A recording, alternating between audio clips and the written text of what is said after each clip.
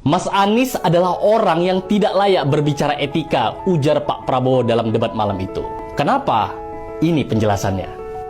Etika seperti apa yang Mas Anies maksud ketika Mas Anies menjadi Menteri Pendidikan, kemudian dipecat oleh Pak Jokowi dan kemudian dirangkul oleh Pak Prabowo?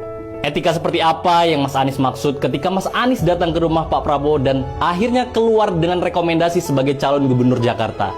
Etika seperti apa yang Mas Anies maksud ketika Mas Anies menjadi calon gubernur kemudian tidak punya biaya dan akhirnya Pak Prabowo membiayai itu semua?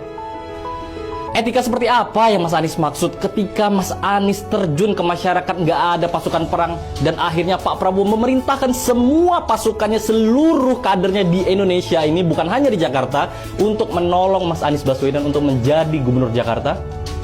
Etika seperti apa sih yang Mas Anies maksud ketika Mas Anies menang menjadi gubernur DKI Jakarta dan Mas Anies tidak perlu membayar hutang sepeser pun untuk pembiayaan menjadi gubernur Jakarta kala itu?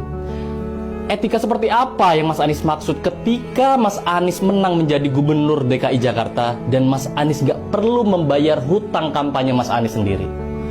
Etika seperti apa sih yang Mas Anies maksud ketika Mas Anies menang dan menjadi gubernur DKI Jakarta selama 5 tahun dan mendapat pengawalan oleh partainya Pak Prabowo selama 5 tahun? Etika seperti apa yang Mas Anies maksud setelah Mas Anies mendapatkan semuanya dan akhirnya Mas Anies menerima pinangan dari rival politiknya Pak Prabowo? Etika seperti apa yang Mas Anies maksud setelah Mas Anies mendapatkan semuanya sehingga bisa berdiri di podium debat lalu menyerang personal orang yang pernah memberi makan? Memang benar kata pepatah Arab. Saya yakin Mas Anies pasti paham pepatah Arab ini. Berilah makan seekor anjing selama 3 hari, maka dia akan mengingat Anda selama 3 tahun. Dan berilah makan seorang manusia selama 3 tahun, maka dia akan segera melupakan Anda dalam waktu 3 hari.